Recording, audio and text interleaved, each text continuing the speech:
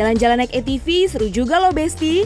Mayan buat menghibur hati yang sedang stres, gundah gulana, atau harap-harap cemas tunggu THR yang belum cair-cair juga. Canda THR ya. Oh ya, Besti tahu nggak sih, merilis emosi-emosi negatif yang bikin kita stres dan mengakibatkan terganggunya mental ternyata sangat dianjurkan dalam Islam loh. Bahkan berabad-abad yang lalu baginda Nabi besar Muhammad SAW telah mengajarkan sebaik doa indah untuk kita yang perasaannya sedang tidak baik-baik saja. Mungkin sebagian Bapak Ibu sudah sering baca doa ini, yaitu Allahumma inni a'udzubika minal hammi wal hazan wa a'udzubika minal ajzi wal kasal wa a'udzubika minal jubni wal bukhl wa a'udzubika min ghalabati daini wa qahri. Jadi kita berlindung ya kepada Allah ya, dari sedih, dari pengecut, dari rasa malas, dari rasa takut. Ya, itu merupakan salah satu bentuk kepedulian Islam terhadap stres ya. Jadi kalau ada perasaan-perasaan yang tadi ya, stres tadi ya, itu harus segera dibuang dengan cara kita mulai itu dengan berdoa.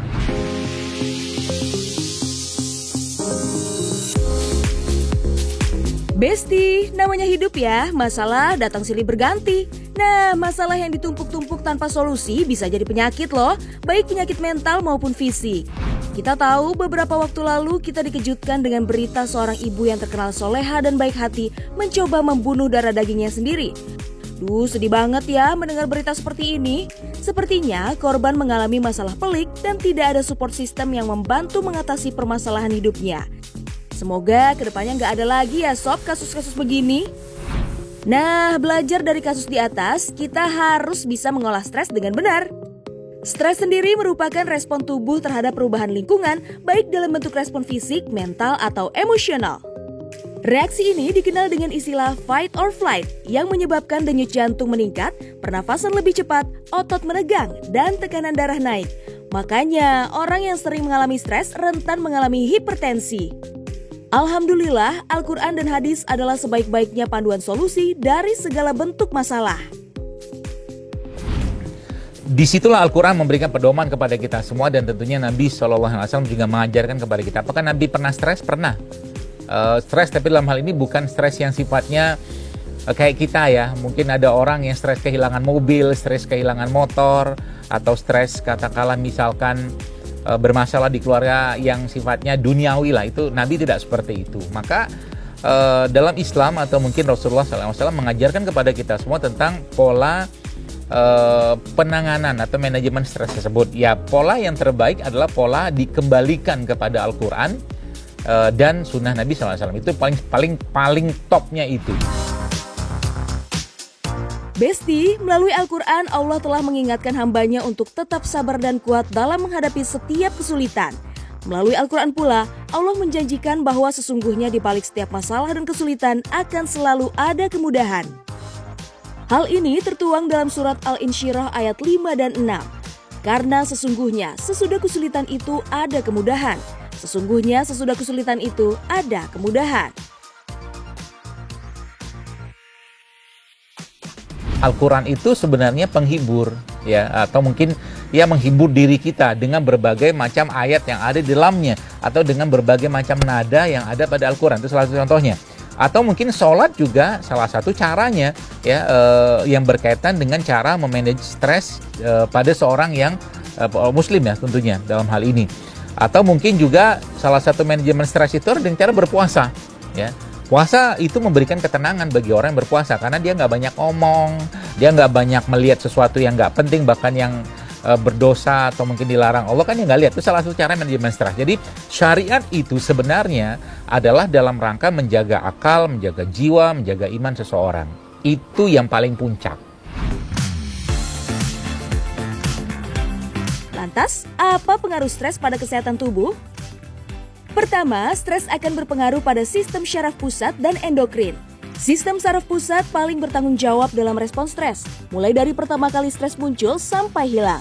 Sistem saraf pusat memberikan perintah dari hipotalamus ke kelenjar adrenal untuk melepaskan hormon adrenalin dan kortisol. Ketika itu dilepaskan, organ hati menghasilkan lebih banyak gula dalam darah atau glukosa untuk memberikan energi pada tubuh. Gak heran kan kalau orang stres gula darahnya pasti meningkat. Pelepasan hormon adrenalin dan kortisol juga menyebabkan detak jantung meningkat, pernafasan lebih cepat, dan pelebaran pembuluh darah di lengan dan kaki. Selain membuat jantung berdetak lebih cepat, stres jangka panjang dapat membuat pembuluh darah yang menuju ke otot besar dan jantung melebar. Hal ini menyebabkan peningkatan tekanan darah dan volume darah yang dipompa ke seluruh tubuh. Alhasil, stres jangka panjang bisa meningkatkan resiko terjadinya hipertensi, serangan jantung, dan stroke. Saat stres, nafas juga jadi lebih cepat karena paru-paru harus mengalirkan oksigen ke seluruh tubuh. Bagi pengidap asma dan emfisema, kondisi ini bisa menyebabkan masalah yang lebih serius. Dilihat dari sisi pencernaan, stres bisa membuat seseorang mengalami heartburn, reflux asam, mual, muntah, dan sakit perut. Stres juga berpengaruh pada pergerakan makanan dalam usus sehingga meningkatkan resiko diare dan sembelit. Makanya Besti, stres boleh asal tetap diolah dengan baik. Lantas bagaimana cara mengolah stres yang benar? Besti, Islam juga mengenal istilah rihlah yang bisa jadi alternatif pilihan hindarkan diri dari stres berlebih. Pada masanya dulu, rihlah merujuk pada petualangan atau perjalanan panjang hingga ke negeri orang dengan tujuan mencari dan mengumpulkan hadis serta ilmu agama. Rihlah juga bisa diartikan sebagai kegiatan melancong atau pergi liburan. Ambil cuti dan pergi berlibur biasanya jadi jalan pintas untuk menjaga rutinitas dan hindarkan diri dari rasa stres maupun cemas. Cuman liburan pun dalam Islam itu harus mematuhi syariat ya, atau mungkin hal-hal yang tentunya tidak diperbolehkan ya. Dalam hal ini itu tidak dibenarkan ya untuk berlibur di sana. Contoh mungkin kita mau ke pantai nih misalkan ya, di pantai tersebut ternyata banyak misalkan pemandangan yang dilarang katakanlah yang dilihat oleh seseorang, meskipun di situ katakanlah menyenangkan hati bagi seseorang ingin menghilangkan stresnya, mungkin bahasa keren sekarang tuh healing gitu ya, seperti itu. Maka itu tidak dibenarkan ya. Daripada menimbulkan dosa, mendingan cari bentuk hiburan lain yang memang bisa menghilangkan perasaan jenuh atau stres tadi. Islam juga mengajarkan loh cara meredakan stres lewat asupan makanan sehat yang halal dan thayyib serta sesuai dengan ajaran Nabi Shallallahu Alaihi Wasallam. Kalau yang disebutkan Rasulullah, salah satu yang beliau Shallallahu Alaihi Wasallam sebutkan adalah salah satu jenis tepung talbinah atau mungkin tepung gandum utuh ya, mungkin bahasa kita itu, yang dalam sebuah hadis sahih Nabi menyebutkan bahwa talbinah itu bisa menghilangkan kesedihan dan memberikan kebahagiaan. Itu salah satu hadisnya. Jadi memang di samping ya tadi ada coklat ya, atau dark coklat atau coklat hitam yang memang secara saintifik sudah diteliti tentang itu, maka sebenarnya banyak makanan-makanan lain. Salah satu contohnya lah makanan-makanan yang mengandung tinggi kalsium, kalium. Jadi makanan-makanan yang sifatnya mengandung mineral-mineral alkali tinggi biasanya memberikan efek mood yang lebih baik ke tubuh seseorang. Besti tahu dong dengan coklat? Coklat adalah makanan sejuta umat. Dari anak-anak sampai orang dewasa, semua gemar menyantap coklat. Sayangnya, walaupun dark coklat itu baik khasiatnya, nggak semua olahan turunannya menyehatkan loh. Bahan campuran seperti pemanis buatan seringkali merusak nutrisi dan kandungan baik di dalam lezatnya coklat. Padahal, walaupun pahit, konsumsi coklat hitam khususnya sangat baik untuk relaksasi.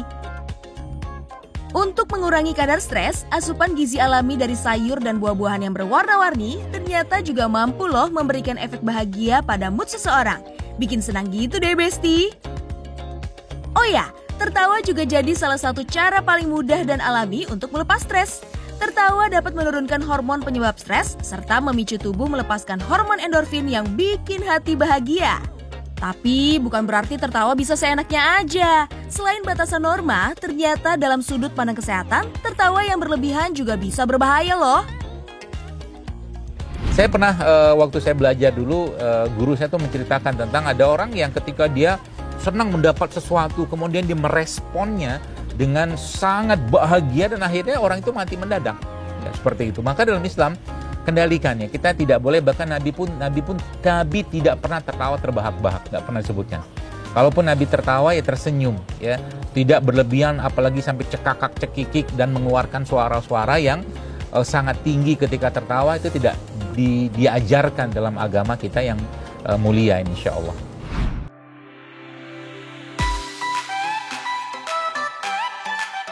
Masya Allah, betapa mulianya Islam sebagai agama yang sempurna. Mulai sekarang, jangan lagi memendam stres terlalu lama ya, Besti. Jangan pula mengekspresikan segala bentuk kebahagiaan secara berlebihan.